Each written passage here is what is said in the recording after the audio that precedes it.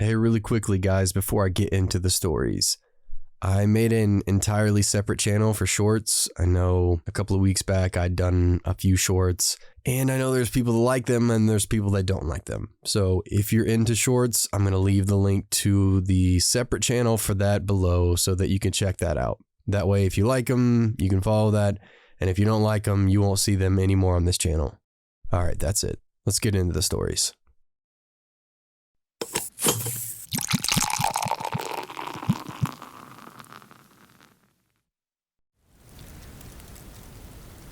In these hills and hollows, I am not surprised often. You fall into a rhythm here. The longer you spend, the less things you see or hear around you that truly surprise you. One animal that surprises me is a cat. When I was 9, I realized that my mom's barn cat always ate heads of mice first. When I was 11, I realized all cats do that. Big and small. I was walking up the headwaters of a tributary of Elk River. Elk River is a wild stream. It boils, rolls, and digs deep the holes that incur the full wrath of that river. The streams that feed to elk are steep, fast and cold most of the year. But in August, everything heats up. Big trout escape the warming water by sneaking up on any small streams not dried up. They eat any fish or creature they can fit in their gullet. Seriously, I caught a brown just over 20 inches, half a mile up a gully. In a stream you could both stand on both sides. But I digress. Me and a friend used to catch a ride with his older brother, a log truck driver. He would drop us off at one of these tributaries in the morning, and then pick us back up on his last trip of the evening. Only thing he would tell us, watch out for rattlers, and have your ass beside the road at 5, or you'll be walking this lady. So with a sack lunch and fishing poles, we would take off into the shadowy holler. Me and Nub was leapfrogging this long, rocky creek, catching brookies in every hole, fishing towards lunchtime at the head of the stream. I got a little away from Nub in a long, steep stretch of unfishable white water, leading up to a set of the falls. As I finally found a piece of land flat enough to rest above the falls, I looked around. I see something off of this laurel thicket, limbs bent the wrong way, leaves turned up like it was broken. I walked closer, and it looked like something grayish-white hanging way up in the tree. Nub finally caught up to me, bragging over the roar of the water how he's caught and released over 47 on this stream, and how there ain't no trout above those falls. Why do I always climb up and fish past them on dead water? He seen me standing there, surprised. Nub stopped, caught his breath, and asked me why the hell I was staring at the sun. I said, shut up and look at that tree. What is hanging from it? We walked closer. It looked oddly familiar, and that's when I realized it was deer hair. Hell, that's a deer carcass hanging up in that tree. An old one, but a carcass the same. We couldn't figure out how it got all the way up there, and we was a long haul from the road. Let's eat lunch and start making our way down. Popped a can of Beanie Weenies and dug out a bologna sandwich, and Nub pulled out 2 cans of pop and handed me one. We sat 30 yards away from our conversation piece and ate lunch. After we satisfied our growling bellies, we sat and rested for a few more minutes. Nub stood up to go wander off and take a piss. How do you reckon that deer got up there? He said. Hell, I don't know, Nub. Maybe it climbed up there and died or something. Dragged it up there. I stood straight up. Nub, you ever know a bear to drag anything up a tree? Why would it? Nothing is running a whole deer off the ground. Not coyotes, not hounds, and not another bear. When he turned around, I could see the fear all over him. We silently packed up lunch, broke down our poles, and commenced to get out of there as quickly and as quietly as we could. We made it back to the Hall Road an hour before his brother was coming out, and left an arrow pointing out made of sticks, so he knew to start walking out, and to catch us on the way. And then it started to rain. We were halfway back to the old mill, when I heard that old triaxle rumbling up the Hall Road. We took shelter under an overgrown iron tree beside the road, not like it mattered, and waited for him to catch up. We climbed up into the truck, stashed our gear, and told him what we saw, as he drove us out. We stopped at the mill to unload. Nub's brother told us to come on. We have to talk to someone. We told our story to an older gentleman who worked at the mill, and he drove us back down the haul road and marked that hollow with the pink ribbon. Years later, I found out that old man was a farmer, and he'd been losing sheep for years and finding them hanging in the treetops. Young calves, too. We had stumbled into a hollow that cat called home. What he did to that cat, I know not. I don't want to know, but we never fished anything that ran into elk until I got old enough to handle myself. Never unarmed and never alone. And that was my first experience with big cats.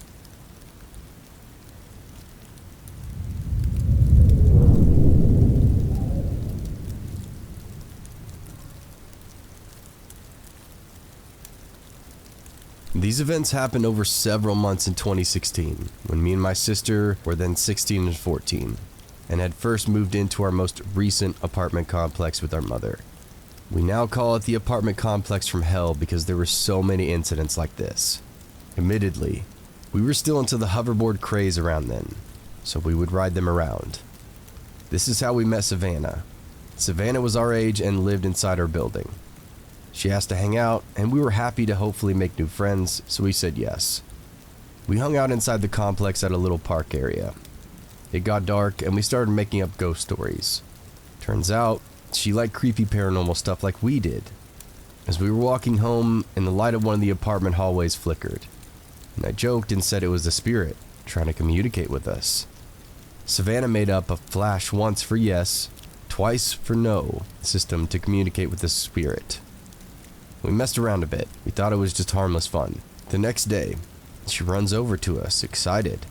She then informed us that the spirit we had met last night told her that its name was Kieran, and that it meant light, so all of it made perfect sense now. We asked her how she knew that, and she said she went back later that night alone to talk to it. This was the first time it occurred to us that she might have actually really believed in this stuff. Our aunt had given us an old Ouija board as a joke the year before, and we thought Savannah might like it. Savannah lit up, and she said she wanted to try to talk to Kieran. So we huddled in the hallway, connecting the apartments, and put our hands on the board. We kept getting random letters that didn't make any sense. But soon Savannah's questions were directed to Kieran. We felt her moving the planchette and called her out on it. She got mad and said she'd prove it. She took her hand off the planchette, and it no longer moved. She just huffed and insisted that wasn't her. Over the next few weeks, we did mostly normal stuff with her, but she kept insisting on talking about ghosts and Ouija boards until we broke down and played it again. This time, we were introduced to a new ghost, Evan. We knew it was Savannah moving the planchette again, but we were curious about the story she was making, so we let her follow through. Evan was a ghost, or demon rather, about our age who wanted to free a greater demon controlling him. That greater demon's name? Kieran. Savannah's parents called her inside, and conveniently, Evan had to go too. He told us he'd protect us against Kieran, especially Savannah, and Savannah commented on how cute that was for him to offer. A few days go by, normally, but Savannah's back to tell us that she has a boyfriend. We are happy for her until she tells us his name. Evan. Now we're wondering what the hell she's talking about. And she explains that while sleeping over at another friend's house, something had tugged off her shorts while she slept. She woke up and heard Evan's voice. Then he visited her in her dreams, asked her to date or something like that. She said yes, of course. So we all know she made up Evan, so we're like, what is wrong with you? And we don't talk about the demon stuff anymore. Now, Savannah was extremely possessive over her friends. When she'd see us with someone else, she'd text us nonstop about why we hadn't invited her. We tried to keep our distance, but she lived on the ground floor and literally watched out her window, waiting for us to come outside. She'd latch on to us. We didn't know much about her home life, but she always seemed very troubled. She had scars on her wrists, and talked about running away from home all the time. Her parents seemed alright, if rather strict and religious. We would still occasionally hang out with her, but we were starting to feel really weird about it. Worse, she'd randomly show up holding her hand out, saying Evan was holding her hand. She'd look at random things and laugh when no one was talking because Evan had told her a joke. Once, she made us feel her cheek where it was supposedly warm from Evan kissing her. It was not warm. One day, my sister and I were bored from her talking to Evan on the Ouija board. She was still controlling the whole thing and wanted some fun. I texted my mom to call my phone from a blocked number and play creepy sounds. Looking back, this was one of the dumbest things I did, but at the time it was just for fun. My mom made the call and I put it on speaker. Savannah is living for it, especially when my mom played a track from a scary movie about a ghost. My mom took it a step further and threw a banana off our third-story balcony for us to see. Savannah stated that it was a sign that Kieran was winning. We had no idea of the fire this would light in her. We were about to tell her it was just a prank, but again, her mom called her inside. She found us the next day, and I came clean about the prank. She laughed and said there was no way we could have done that. I said, no, my mom literally did all of it. Well, Savannah had told her friend about it, who told her that yellow objects like the banana were a sign of the devil, and seeing them meant the devil was hunting you. This was all she talked about for a while, but since nothing else happened, she gradually would forget. Things went back to normal for a while, until Autumn moved in. Autumn and Savannah connected instantly because of their history with depression. Autumn was a few years younger than us, but had a hell of a lot more of a past. This included significant time spent in a psychiatric facility, and violence towards her classmates and family. Autumn claimed that she heard demons talk to her at night, and just like that, the ghost stuff had started up all over again. Savannah felt threatened by Autumn, and felt the need to one-up her with the ghost stuff. She told her Evan was her ghost brother that looked out for her. I was like, hold on, you claimed he was your boyfriend. She giggled and said, that's gross, he's my brother. Her story had completely switched. Now she was dating another demon, named Jacob, and they were engaged. She even showed us a ring to prove it. The next week or so was literally like a match between them to see who was the darkest and the most involved in the spiritual world or whatever. They'd compare scars on their wrist and brag about cutting themselves and doing things like sneaking out in the night. In a move to one-up Autumn, Savannah drew a giant pentagram in the parking lot with chalk. Her parents found out, and she backed out and blamed it on Autumn. The next day, people came to repave the parking lot, and the pentagram is now buried under it forever. Savannah moved on to saying her friend had found Jacob's body, and was going to put his spirit back inside it. Savannah continued to take advice from this friend, who fueled everything she said, and Savannah now claimed that her friend was teaching her witchcraft. We mostly avoided her at this point, but she'd ask us to do things with her, like make holy water with her, and try to summon her familiar. From that point, she insisted she was a fire witch, and walked around wearing all black with Halloween-like makeup on her face. She and Autumn frequently snuck out together, and occasionally, we'd see cop cars at her house. My sister and I were avoiding them both, but now we'd get fiery texts from both of them if we hung out with other people, especially our guy friends. Once, they saw us get home, stood in the parking lot pretending to be possessed. Autumn also cut all of her hair off, and claimed to have tried to kill her teacher. My sister and I knew it was bullshit, or at least we hoped so, but Savannah took it very seriously. She'd go around telling neighbors of terrible crimes she committed or wanted to commit. She even told us that when she'd first seen us outside with our hoverboards, she'd wish for them to blow up. One day we again saw the police come to her door, and the officers had jackets that said they were from the Juvenile Justice Department. Her mom pulled me, my sister, and our mom aside to explain what was going on. Apparently 2 years before, they discovered Savannah talking with a man online. Her messages to him were hiring him to come kill her parents. After making threats of killing them a few days before, we were able to confirm the story after pet sitting for them and finding court papers about it. We'd known she'd been on probation, but she'd always tell us different stories as to why. Savannah continued to beg us to hang out with her after that, even inviting herself to spend the night. We avoided her at all costs, but she'd still follow us everywhere. It kinda died down when Autumn moved out, and Savannah moved with her family shortly thereafter. Since then, she started doing service hours at a horse stable and graduated high school. I really hope she's gotten happier and more stable. Autumn actually messaged my sister a few months ago, asking her to call her mom to confirm that she was with us. She wasn't. And we later saw her with a 19-year-old dude, and she's 14 now. Me and my sister and my mom have moved out as well. There are way too many incidents inside those apartments. Our new place is so quiet and peaceful. But to Savannah and Autumn, to never meet again.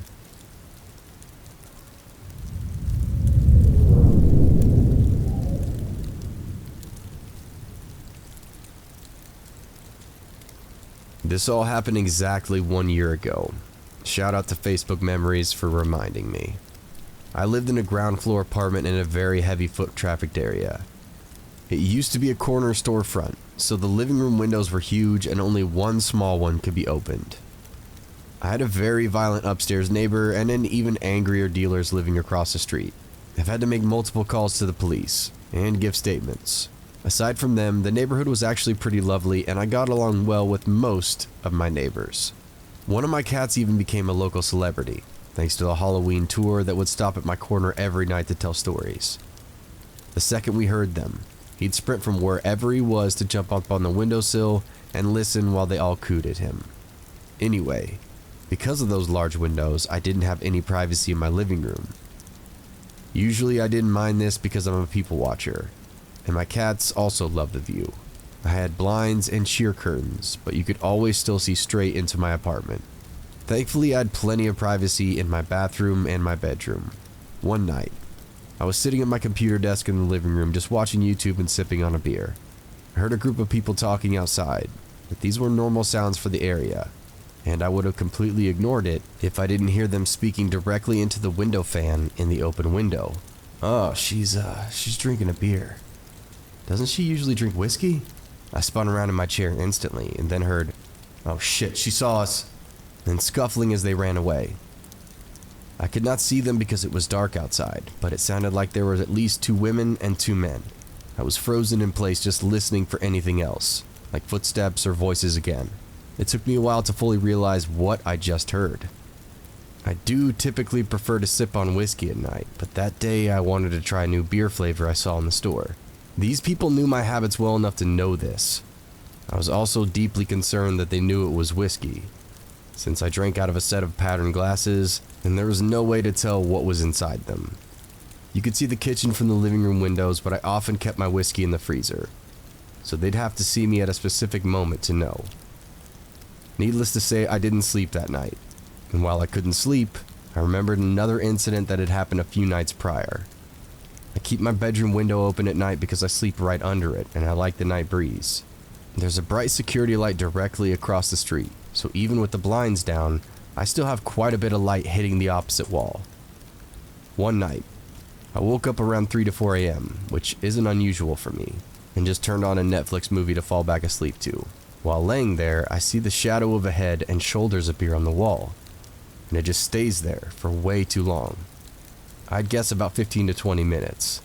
Now, this isn't very common, but people have stopped to smoke a cigarette right outside my window before.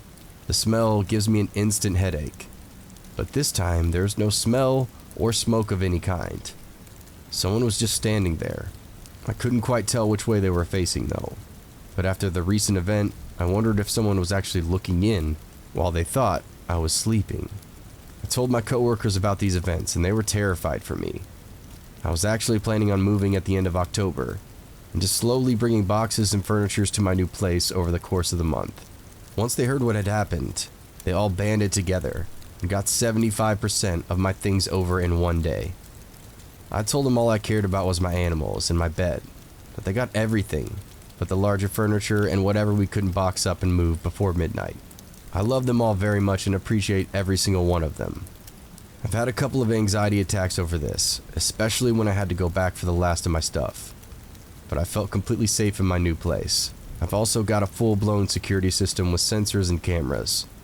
Unfortunately, this wasn't the first and ended up not being the last time I was watched or stalked. I still visit the area of my old apartment from time to time because it's got a great bar scene. I don't think I'd be able to pick out the voices, however, but no one's given me weird looks or vibes ever since.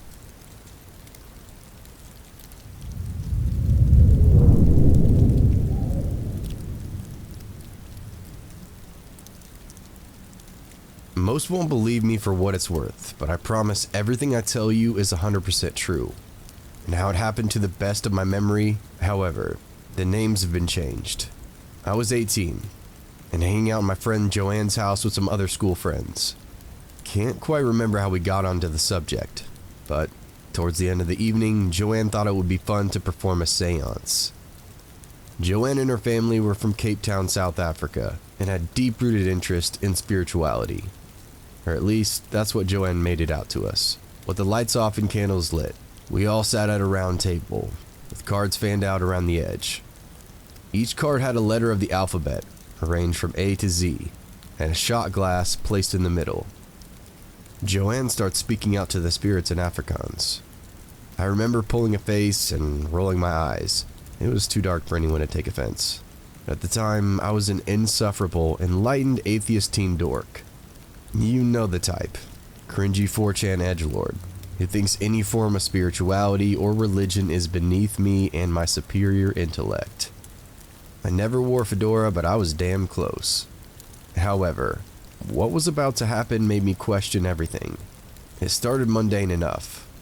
A few questions were asked and the shot glass we were resting our fingers on started to move to and fro, and eventually one of my friends asked the spirit if they were associated with anyone in the room. The shot glass moved directly towards me. Incredulous, I asked the spirit, "If you're associated with me, then what's my mother's maiden name?"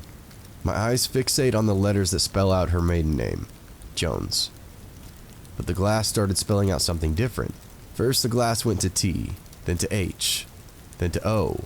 I thought it was then bullshit, as it was completely wrong. But then I was struck by a horrific realization. When my mom was 6 months old, her biological father died of a heart attack, and a year after that, she took her stepfather's name. I completely forgot about this in the moment and was expecting the glass to read out the maiden name she had for the majority of her life. But it was actually spelling out her original maiden name, of Thompson. It was a fact so trivial, I barely remembered it myself. It was something never talked about even within my family, as it happened so long ago. It would be tough to believe that any of my friends would know this esoteric piece of my family's history that occupied 20 years before I was even born. But nonetheless, somehow it was being spelled out right in front of my very eyes. Thompson. My school friends and I wouldn't talk about anything deeper than video games, and tits at that age. Yet there's no way I ever mentioned this to any of them. It's not like one of my pot-smoking loser friends had a copy of my mom's birth certificate, and none of them had even ever met anyone else in my family. There was literally no one else who could have known this. Before I could contemplate this for too long, or ask any other questions to my ghostly associate, Joanne's mom came into the room and turned on the light, and shouts something like, "Bloody hell, Joanne.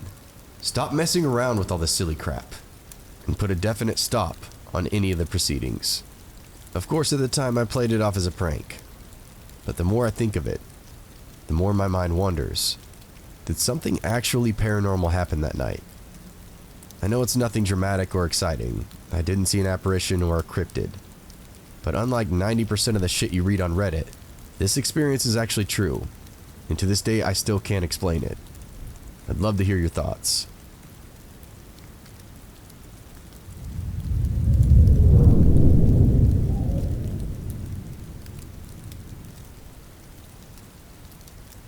I should start this off by saying I'm not a great storyteller, so I'm sorry about that in advance. Also, I'm from the UK. He lived in one country, and myself in Britain. I never met him until this incident. So I met Tom through this app called Geeking. I won't lie, that place was a breeding ground for pedophiles, and just in general awful human beings, and of course, 13-year-old me was using the app daily.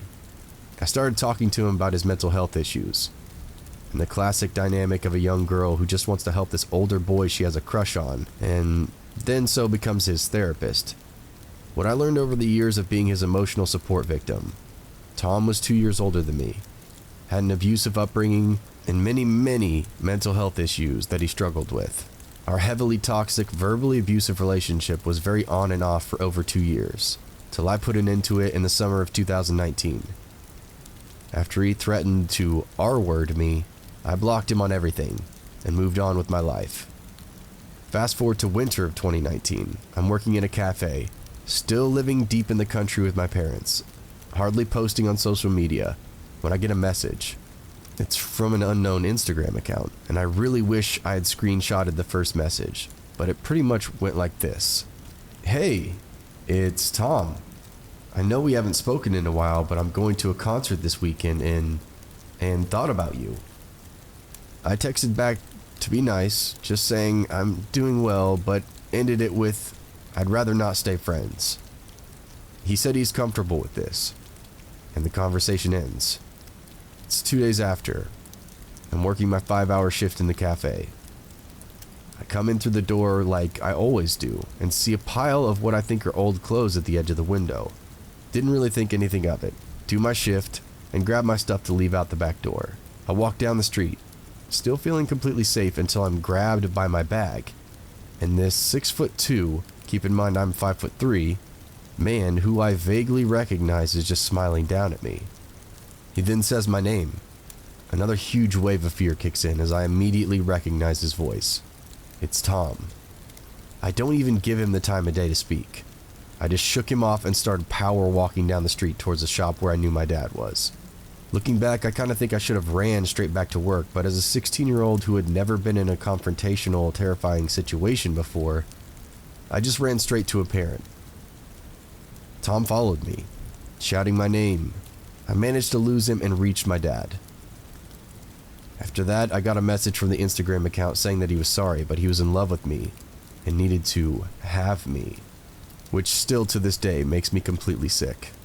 He also mentioned that he thought it was romantic he traveled all this way. I blocked that account and later made a new one. I also contacted my work about it.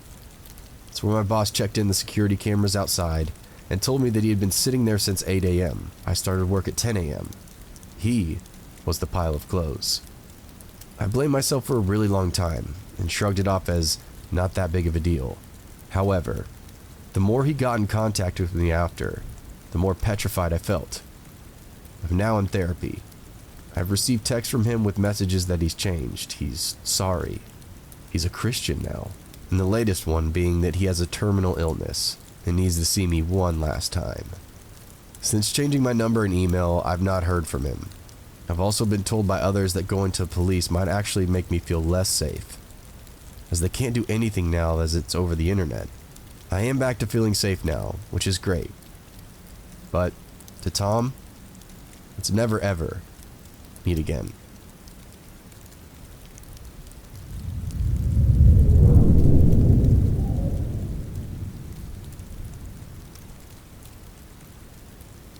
I grew up in a very small town with only one high school. It was the kind of town that almost everyone knew you on a first name basis. I guess that it gave everyone a little comfort in our youth. Almost like you had 2,500 babysitters around town. However, when I was in my adolescence and wanted to go drink or go to parties, I always felt like I was under a microscope. I'm sure any of my friends who grew up in this small town in South Dakota would tell you the exact same thing. When I started going to parties more frequently on the weekends in my sophomore year, we'd frequently get the cops called on us. We'd always find a new house to go to each weekend, and that seemed to help for a little while. At least for a few weeks until that'd be shut down. Our party destinations were becoming harder and harder to find. During my senior year, it was almost impossible to have a house party in our small town. In early October of my senior year, one of my friends suggested we throw a few field parties. I don't know why this never came to our minds earlier. We had some huge plots of land that I believe was intended to be a small college or development of some sort, but it never got underway. Either way, it sat vacant for decades. We used this property that was littered with dozens of weaving trails when we were younger, mostly for dirt biking. It had been a very large, almost gravel pit-like portion to the property.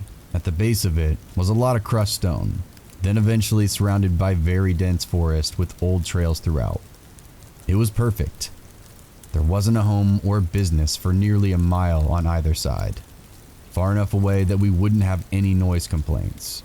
As long as we were stealthy enough entering the property, we knew we could get away with being here for however long we wanted. Majority of the time, my friends and I would have massive bonfires at the base of that gravel pit, drink a few beers, and smoke if it's what you were into. These parties seemed to occur every Friday and Saturday night for almost a month. They never got out of hand. We also didn't have to worry about someone's home getting damaged. A few days into November, we decided to have another field party. Nights were starting to get rather cold out there, so we knew these parties would end pretty soon before winter hit. There were around 14 of us sitting around a bonfire when my friend's girlfriend suggested we play Manhunt. If you don't know what Manhunt is, don't worry. I hadn't heard of it when he suggested to me either. I'll try to describe it as best I can. It is basically a large version of hide and seek. Although, when you're caught, you join the seeker's team and you collectively try to find everyone until everyone is found. We played a few rounds at this point in the night. It wasn't as bad as most of us thought it would be. In the first 2 rounds, I had been caught very early. I was still getting used to the game, as some of the other people, the more experienced ones, seemed to be doing quite well. I didn't have the luxury of living close to this plot of land, so some of my friends knew better hiding spots than I, so I was basically a lost cause initially. We were about to start a new round. This time, I'd be a hider. Because the forest was so dense, I figured I should get as low as possible and out of anyone's potential eyesight. I ran almost the entire duration of the 3-minute head start we were given, until I reached an area I figured would be way too far away for many to find. I crawled under this massive pine tree that was surrounded by shrubs and plants.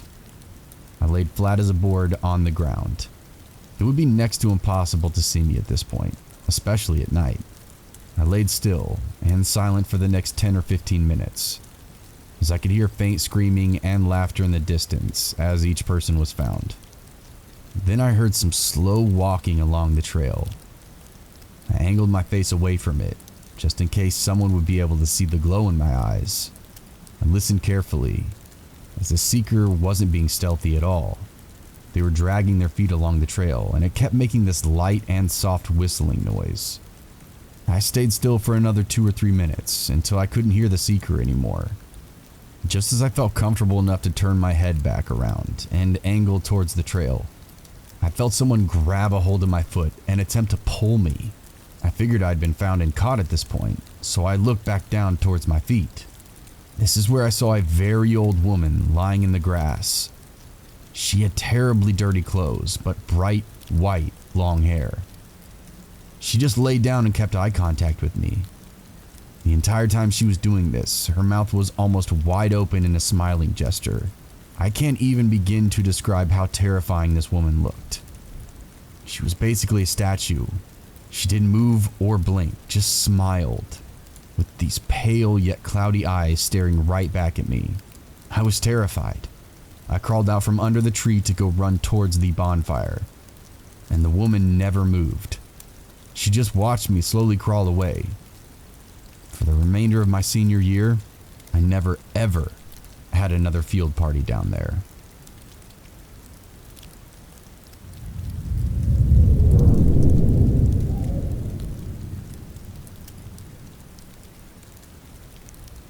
My husband Eric and I have been living in London, Ontario for almost all of our lives.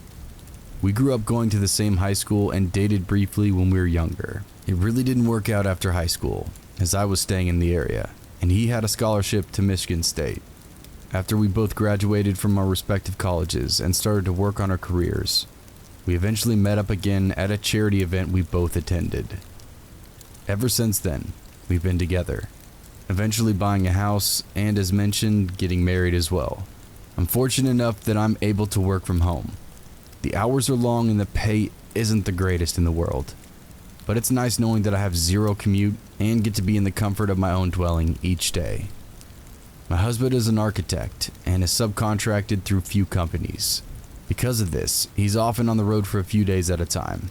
This eventually caught up with him, and he decided that he couldn't live out of a hotel a few days each week. He recently just changed jobs and was assigned to a company a little closer to home. A slight decrease in pay, but we're both much happier being able to see one another more frequently. He's always been a really shy guy and doesn't get too close with some of the people he works with. I'm usually the exact opposite, but maybe that was one of the reasons we're attracted to each other. Who knows? It was his second day at this new job, and I sent him a text in the morning saying, "How's the new job going today?" He never responded, but that was pretty usual, as he can get caught up in the work on a site or in the office and not be around his phone for a few hours. I was used to this sort of thing, so I didn't think much of it. Admittedly, I was also hoping he'd respond so I could convince him that we needed a box of Halloween candy, not for the impending trick-or-treaters the following day, but because I planned on going to town on a box of Reese's peanut butter cups and binge watching some horror movies that night. Around 5 p.m. I got a response saying, "Hey babe, new job is great. I'm hanging out with some people from work at John's house. He's doing a little Halloween party and they all want to meet you. Come over." I figured it was a bit odd because he's not normally that social, but I was really happy to have him connect with a few people from work. Halloween also isn't really his thing. He's always been one to come up with excuses not to watch horror movies with me during the month of October. He then sent me the address and the apartment number. I figured since they all left straight from work that none of them would be in any sort of costume. So I just wore my regular attire and then left to go meet them about 20 minutes later. I arrive at this kind of sketchy apartment building on the west end of town around 5:45 p.m. I sat in my parked car for a few minutes looking at my phone and then up to the dimly lit street number at what I thought was the main entrance to this building. I mostly just wanted to confirm that this was indeed the correct address. We love our city, but it's notorious for having some slightly more dangerous pockets. Homelessness and drug issues are problems in this area. After double then triple checking the address, I made my way into the apartment building. The dying fluorescent lighting down the hallway made it feel like I was wandering through some abandoned hospital. All these red flags were going off in my head, and to be honest, I don't know why I didn't turn around at that point. I wandered up to the apartment door that my husband had texted me earlier and realized that it was open partially. Couldn't hear any noise from inside, so I just lightly knocked on the door and waited in the hall. I didn't feel comfortable enough to walk in, as I've never heard of this person before. As I was waiting for John or my husband to answer the door, I got a phone call from an unknown number. I figured I might as well answer it as I was waiting there anyway. My jaw dropped when I spoke to the person on the phone, and he said, "Hey hon, it's me. I'm calling from the payphone near the site because I lost my cell earlier this morning. Just about to go to the grocery store. Need anything?" I stood in horror, but looked up to see a set of eyes staring back at me from a crack in the doorway.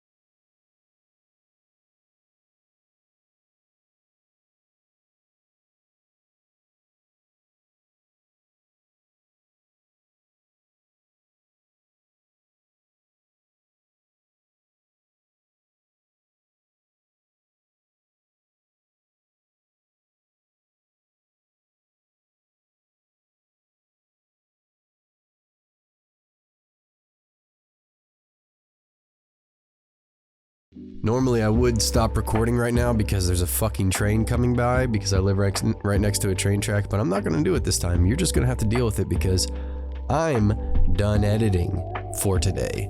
Don't want to do it no more. Don't want to do it no more. Yeah, I'm not doing it anymore. So you are, again, you're going to get what you get.